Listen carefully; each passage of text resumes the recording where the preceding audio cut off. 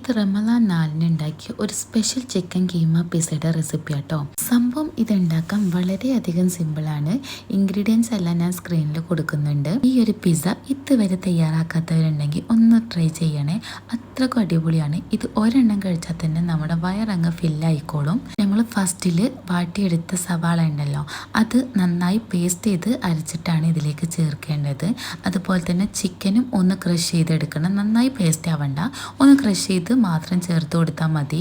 ഇനി അതൊന്ന് അടച്ച് വെച്ചിട്ട് കുക്ക് ചെയ്തെടുക്കണം. പിന്നെ ഇതിൽ ഞാൻ റെഡിമെയ്ഡ് കുബൂസാട്ടോ വാങ്ങിയിട്ടുള്ളത്. ഉണ്ടാക്കാനുള്ള മടി കൊണ്ടും നോമ്പിൻ്റെ ആഘാതം മൂലം ഒരു യുദ്ധത്തിന് വയ്യാത്തത് കൊണ്ടും മാത്രമാണ് വാങ്ങിയിട്ടുള്ളത്.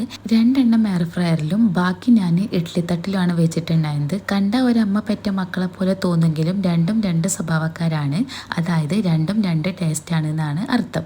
എയർ ഫ്രയറിൽ ഉണ്ടാക്കിയതാണ് കൂടുതൽ ടേസ്റ്റ് തോന്നിയത്. അപ്പോൾ ഇന്നേക്ക് ഇത്രേ ഉള്ളൂ. അപ്പോൾ ഓക്കെ, ബൈ.